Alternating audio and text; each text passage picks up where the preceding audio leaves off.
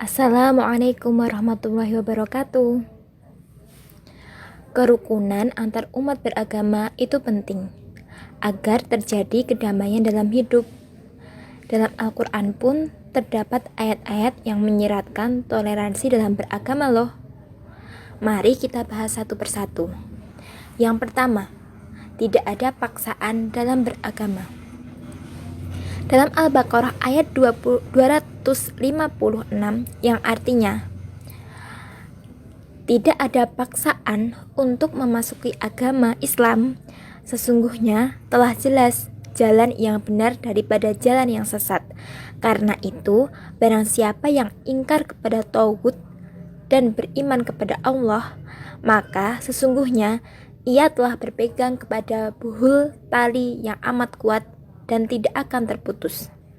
Dan Allah Maha mendengar lagi Maha mengetahui.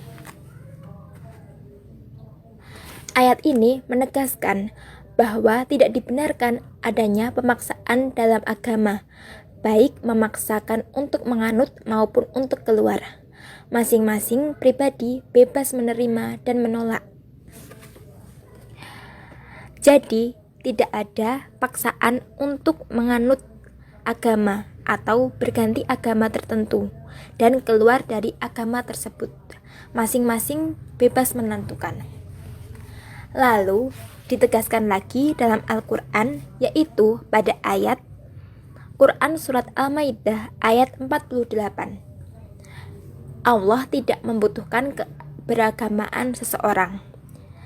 Dalam Surat Al-Maidah ayat 48 yang artinya, dan kami telah turunkan kepadamu Al-Quran dengan membawa kebenaran, membenarkan apa yang sebelumnya, yaitu kitab-kitab yang diturunkan sebelumnya, dan batu ujian terhadap kitab-kitab yang lain itu. Maka putuskanlah perkara mereka menurut apa yang Allah turunkan, dan janganlah kamu mengikuti hawa nafsu mereka dengan meninggalkan kebenaran yang telah datang kepadamu untuk tiap-tiap umat di antara kamu. Kami berikan aturan dan jalan yang terang. Sekiranya Allah menghendaki, niscaya kamu dijadikannya satu umat saja.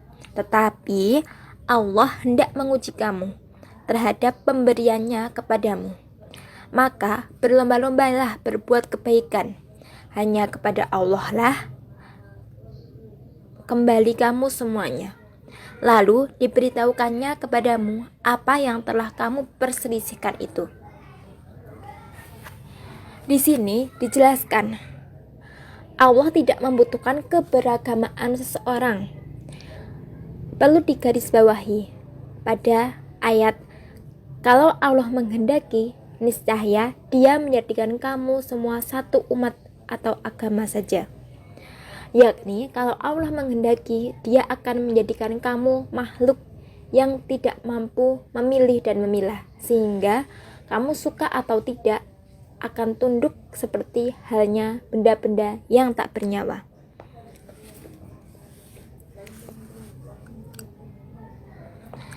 Selanjutnya, dalam surat Al-Kahfi ayat 29 yang artinya, dan katakanlah, kebenaran itu datangnya dari Tuhanmu.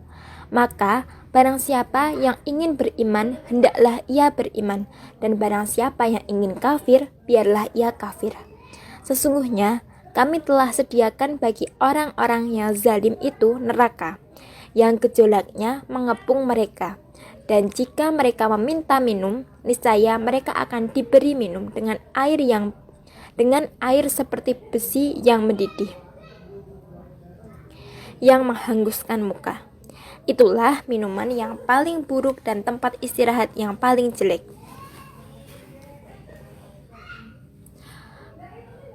Melaksanakan ajaran agama haruslah dengan tulus dan atas kehendak sendiri. Agama adalah ketulusan, sehingga tidak boleh dipaksakan. Allah sendiri tak memaksakannya. Pada ayat yang digarisbawahi, siapa yang ingin beriman, maka hendaklah dia beriman. Siapa yang ingin kufur, maka silahkan kufur. Begitu firman-Nya dalam surat ini. Dalam beragama haruslah dilakukan dengan hati nurani, Dalam ayat ini dipersilahkan manusia untuk beriman maupun tidak ada paksaan di dalamnya. Kemudian poin yang kedua, dipersilahkan untuk individu melaksanakan tuntunan agamanya masing-masing. Tidak boleh saling mengganggu agama dan peribadahan satu agama dengan agama lain. Allah memerintahkan kepada Nabi Muhammad untuk menyampaikan bahwa silahkan masing-masing individu melaksanakan tuntunan agamanya.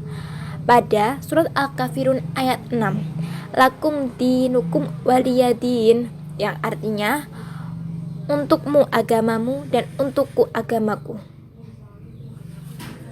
Selanjutnya yang ketiga, semua yang seseorang pilih dan lakukan adalah tanggung jawab masing-masing. Walaupun setiap orang atau sekelompok orang harus yakin dengan agamanya masing-masing, namun hendaknya saling menghormati satu sama lain. Kendati masing-masing harus yakin sepenuhnya tentang kebenaran agamanya dalam kehidupan bermasyarakat, hendaknya mereka saling menghormati bahwa bekerja sama dalam kebajikan.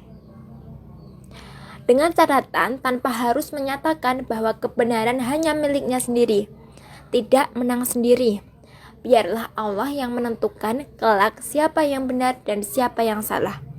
Dalam konteks ini, Allah memerintahkan Nabi Muhammad SAW untuk menyampaikan kepada non-muslim demi kerukunan hidup beragama bahwa sesungguhnya kami atau kamu pasti berada di atas kebenaran atau dalam kesesatan yang nyata.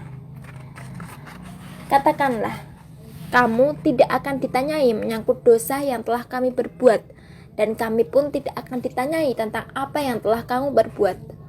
Katakanlah, Tuhan kita akan mengumpulkan kita, kemudian Dia memberi keputusan antara kita dengan benar.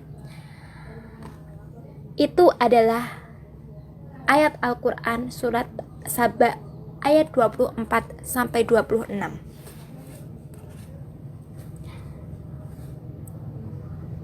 Begitulah toleransi beragama yang tertuang dalam Al-Quran. Semoga bermanfaat.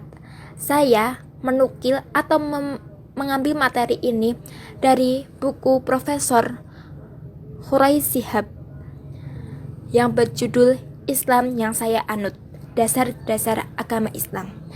Wassalamualaikum warahmatullahi wabarakatuh.